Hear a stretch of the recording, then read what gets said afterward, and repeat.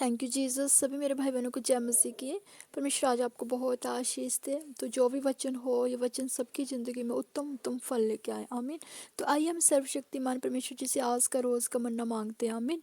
रोज़ की रोटी का वचन मांगते हैं। आमीन। सर्वशक्तिमान जीवित परमेश्वर, हम धन्यवाद करते हैं। बीते समय से संभाल के रखा आपने सभी को। अगला समय आपके हाथों में देते हैं पिता। प्रभु अपने बच्चों की सामर्थ्य अपनी बेटी पर जाहिर करना, बल बन के उतना ढाल बन के हमारे संग रहना परमेश्वर। प्रभु थैंक यू जीसस। प्रभु वचन की गहराई को प्रभु जी हमें वो सभी को समझने वाला वो बुद्धि देना, ज्ञान देना, समझ देना परमेश्वर। हालेलुया। सभी को नया करके जाना आज बुद्धि ज्ञान प्रभु जी अपने विवेक से हमें भर के जाना परमेश्वर। हालेलुया। Thank you Jesus. धन्यवाद Yishu. Thank you Jesus. Thank you Holy Spirit ji. Thank you Jesus. Thank you Jesus. Thank you Jesus. Thank you Jesus. Thank you Jesus. Thank you Holy Spirit ji. Thank you Jesus. तो आज के वचन से परमेश्वर ने हमें bless किया। लूका 10 की 19 वचन से ब्लेस किया। तो आइए हम निकालते हैं, सभी अपनी बाइबल निकालें और 10 चैप्टर निकाले। लूका का 10 चैप्टर निकाले और 19 वचन है। तो वेट करें, हम लूका चैप्टर में जाते हैं। हालेलुया।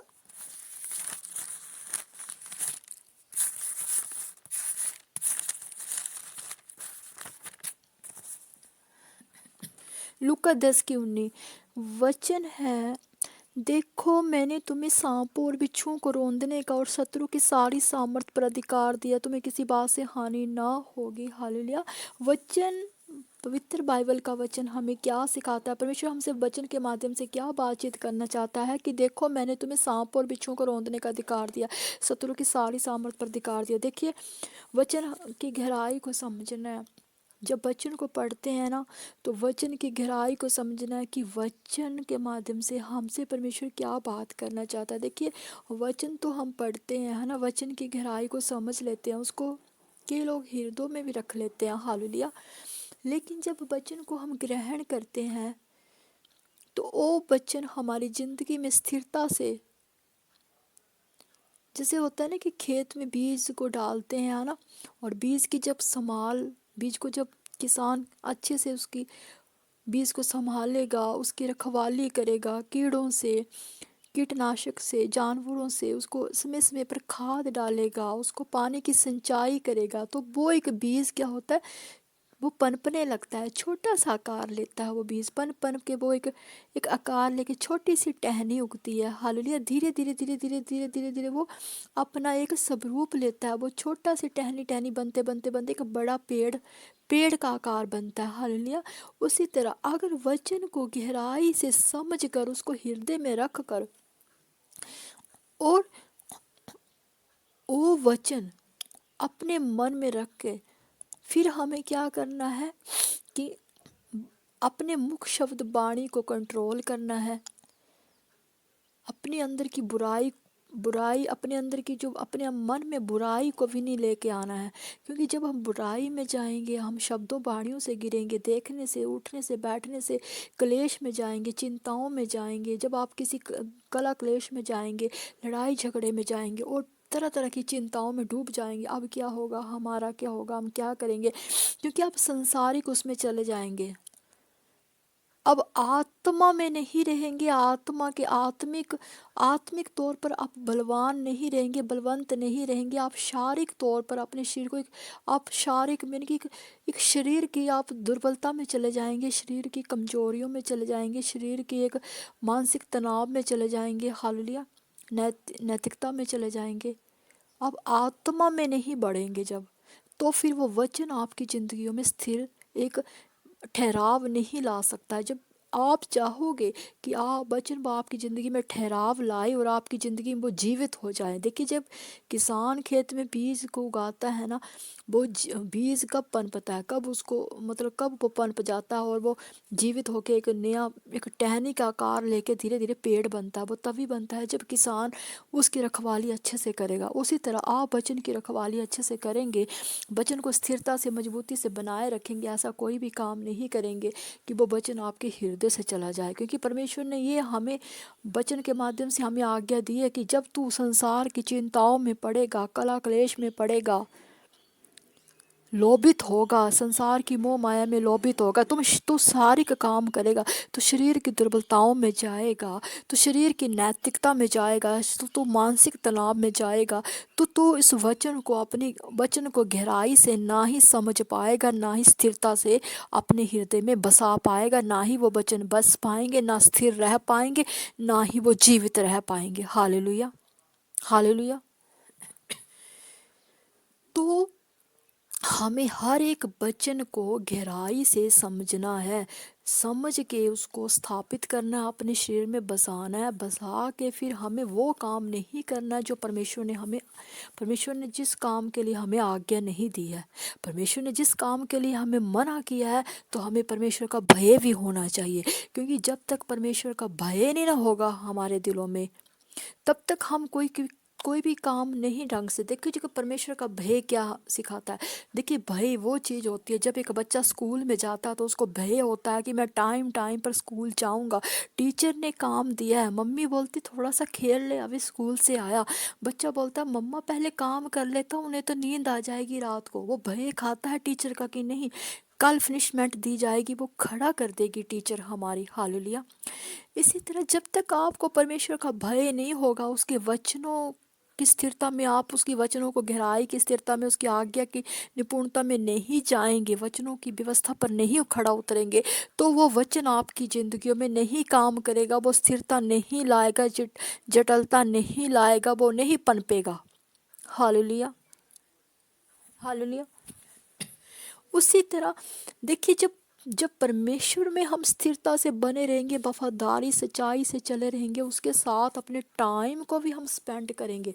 देखिए हर इंसान, मैं मानती हूँ कि रोज़मर्रा की ज़िंदगी में आप लोगों के पास बहुत मतलब बिजी पर्सनल होते हैं, कईयों को अपने बच्चों को संभालना होता है, पतियों को संभालना होता है, अपने कारोबार को, बिजनेस को संभालना होता है, मानती हूँ, लेकिन एक टाइम टेबल होता है हर चीज़ का। जैसा आपका जैसे जैसे एक ना, देखो ईश्वर ने टाइम टेबल बनाया है हर इंसान के सोने का, उठने का, अपने कार्य कार्य मतलब अपने कामों पे जाने का। हालेलुया। बच्चों को स्कूल का एक टाइमिंग होता है, आने का, खाने का, पीने का। उसी तरह देखिए जब आप मतलब एक संसारिक टाइम टेबल तो आप बना रहे हो, खाने का, पीने का, उठने का, बैठने का, लेकिन आपने अपनी आत्मिक पोजीशन का भी टाइम बनाना है, अपनी आत्मिक पोजीशन को, एक आत्मिक पोजीशन की पावर को भी अपने मजबूती से बढ़ाना है। हालेलुया।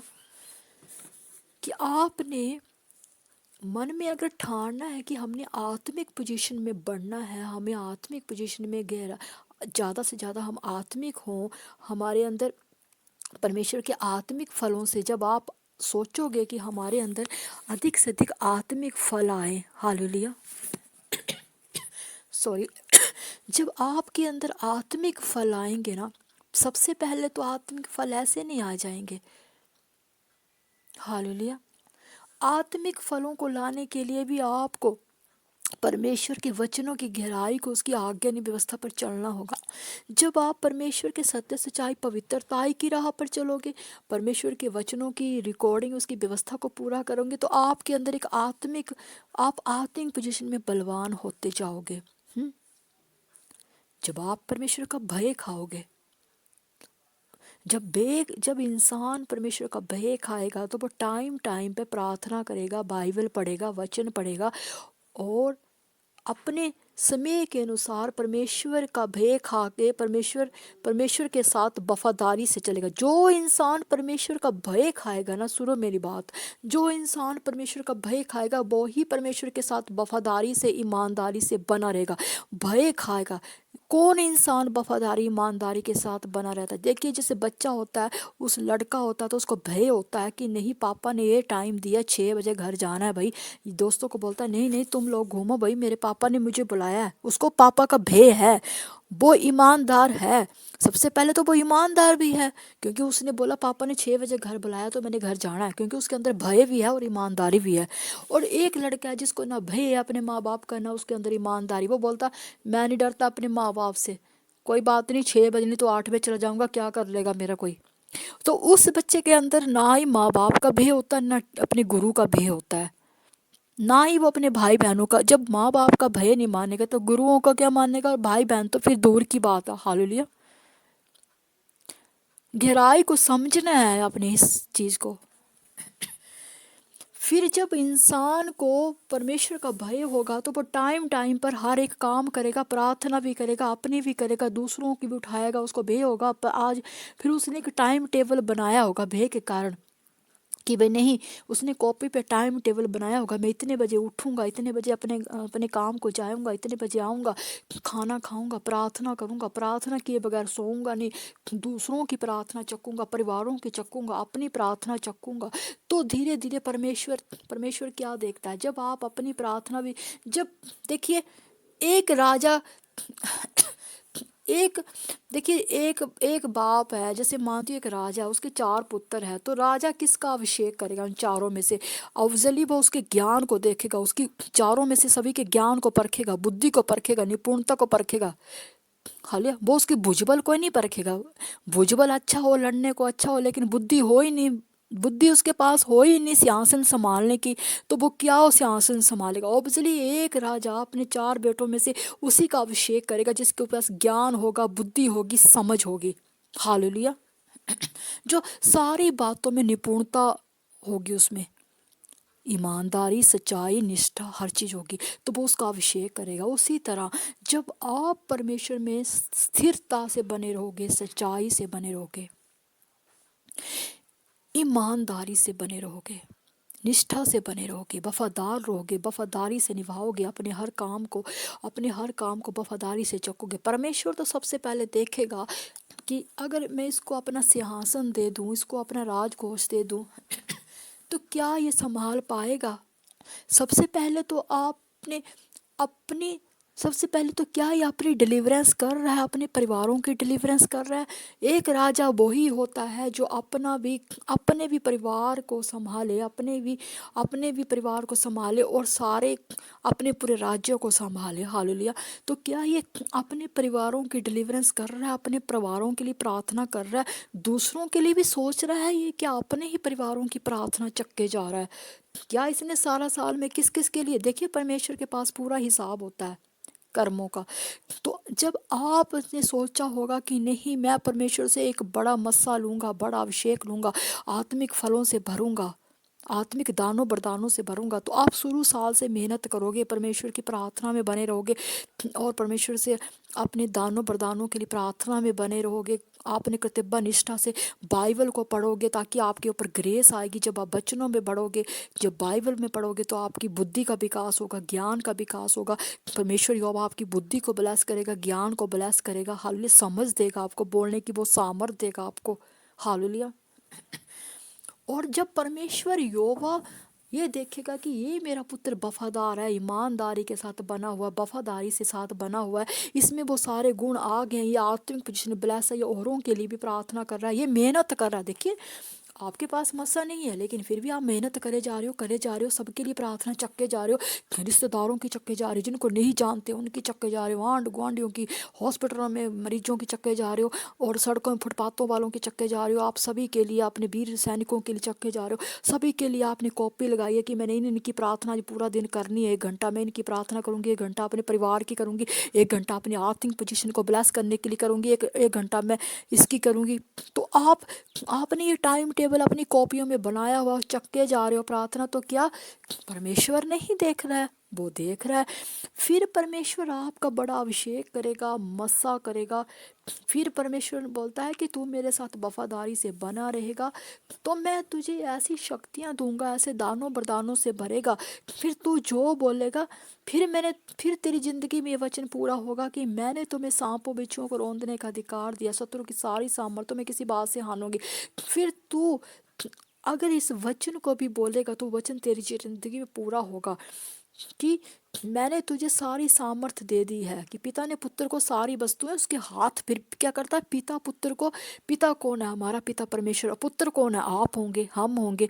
तो फिर पिता ने पुत्र को सारी वस्तु उसके हाथ में दी। जा बेटा, तू इस लायक हो चुकी है, तू इस लायक हो चुका है कि तू अब मेरे साम्राज्य को, मेरे राज्य को संभालने के लायक हो चुका है। तो मैं तुझे सारा राजकोष देता हूँ अपना। जा, तेरे को इतनी शक्तियाँ दूंगा कि तू महासामर से हर एक शत्रु का नाश कर सकेगा। शत्रु की सारी सामर्थ्य को तू नाश कर सकेगा, क्योंकि तू मेरा योद्धा है। परमेश्वर ने कहा तू मेरा योद्धा है। हालेलुया। और मैंने तुझे युद्ध के लिए क्या ठहराया हुआ है? हथियार ठहराया हुआ है। तू तू शैतान की जाति जाति को टुकड़े करेगा, तू उसके राज्यों का नाश कर देगा। हालेलुया। तो फिर परमेश्वर वो महासामर्थ आपको देगा, वो शक्तियां देगा कि आप एक बार में ललकारोगे तो सारी शत्रु, सारी दुश्मन की शक्तियां सारी नष्ट हो जाएंगी। फिर परमेश्वर बोलता है कि मैंने तो तुझे सारी शक्तियां दी है कि तू सांप और बिच्छुओं को भी रौंद सकता है। तुझे मैंने ऐसी शक्तियां दी है कि तू शत्रु की सारी सामर्थ पर तुझे अधिकार दे दिया है। तू क्यों घबराता है? तुझे किसी बात से फिर हानि ना होगी। वो तभी होगा जब आप परमेश्वर के साथ वफादारी के साथ बने रहोगे, ईमानदारी के साथ बने रहोगे। तो परमेश्वर अपने दानों वरदानों, अपनी महासामर्थ से आपको भरेगा। आप ही कुछ भी बोलोगे तो वो आप किसी के लिए, आप अपने लिए भी आशीष का कारण बनोगे और दूसरों को भी आशीषित करने वाले बनोगे। हालेलुया। तो हमने सबसे पहले परमेश्वर के साथ अपनी वफादारी को बनाना, ईमानदारी को बनाना, फिर कर्तव्य निष्ठा के साथ उसके साथ एक लिंक बनाना है। उसकी हजूरी में, पाक पवित्र हजूरी में अपने आप को दीन करना है और नम्रताई से परमेश्वर में बने रहना है और परमेश्वर के वचनों में बढ़ना है। उसकी वचन की आज्ञानी व्यवस्था पर चलना है। जब परमेश्वर की आज्ञानी व्यवस्था पर चलेंगे तो वचन हमारी ज़िंदगी में पूरे होते जाएंगे, वचन हमारी ज़िंदगी में जीवित होते जाएंगे। जब वचन जीवित हो जाएंगे तो वचन हमारी ज़िंदगी में पूरा काम करेगा, क्योंकि वचन ही परमेश्वर है, परमेश्वर ही वचन है। तो परमेश्वर अपने वादों का पक्का है। अगर आप वादा निभाने के आप वादा कर रहे हो परमेश्वर के साथ कि परमेश्वर बीते समय में जो गलतियां हुई आगे आगे के समय में मैं गलती नहीं करूंगी या करूंगा, तो आप वादा कर चुके हो, आपने वाचा बांध लिया। तो परमेश्वर वादों का पक्का है। जो भी वचन आप मांगोगे या स्थिरता से बनाए रखोगे वो वचन पूरा होगा और ये वचन भी पूरा होगा। फिर आप जो भी बोलोगे, क्योंकि पिता ने पुत्र को सारी वस्तु उसके हाथ में दे दी है, फिर आप कुछ भी बोलोगे, कोई शैतान, कोई दुश्मन की कोई भी शक्तियाँ आप पे काम नहीं करेंगी, क्योंकि परमेश्वर की महासामर्थ्य से आप सारी दुष्ट की चालों को काट दोगे और सभी के चक्रों को खोल दोगे, बंधनों को तोड़ दोगे। हालेलुया। आपको किसी भी चीज़ से कोई हानि नहीं होगी, क्योंकि परमेश्वर की महासामर्थ्य फिर आप सभी के साथ होगी। हालेलुया। फिर आपके आगे कोई भी कोई भी नेगेटिव चीज़ें आपके आगे नहीं ठहर सकेंगी, कोई दुष्ट प्रभाव शक्तियाँ आपके आगे नहीं ठहर सकेंगी, क्योंकि फिर परमेश्वर की महासामर्थ्य आपके साथ होगी, जो आपकी ज़िंदगी में बड़े बड़े काम करेगी, आपकी ज़िंदगी को बहुत प्रबल करेगी, आपकी ज़िंदगी को बहुत ब्लेस करेगी, आपके कामों को ब्लेस करेगी महासामर्थ्य। और आपके ज़रिए बहुत ब्लेस होंगे, फिर आपके ज़रिए और जन, आपके परिवार ब्लेस होंगे, आपका देश ब्लेस होगा, घर ब्लेस होंगे, क्योंकि परमेश्वर का वचन तब पूरा होगा ये ज़िंदगी में। हालेलुया। तो इसी तरह परमेश्वर की अधीनताई में, स्थिरताई में, ईमानदारी से, वफादारी से बने रहना, ताकि जो भी वचन हो परमेश्वर के हमारी ज़िंदगी में पूरे पूरे हमारी ज़िंदगी में वो काम करे वचन। हालेलुया। वचन हमारी ज़िंदगी में जीवित हो और जीवित होकर हमारी ज़िंदगी में पूरा डेरा करे। हालेलुया। तो थैंक यू जीसस। ये वचन सभी की ज़िंदगी में 100 गुना आशीष और उत्तम फल लेके आए। God bless you, praise the Lord. खुदा की आशीष, शांति, बरकत सभी की ज़िंदगी में ठहरे। आमीन। गॉड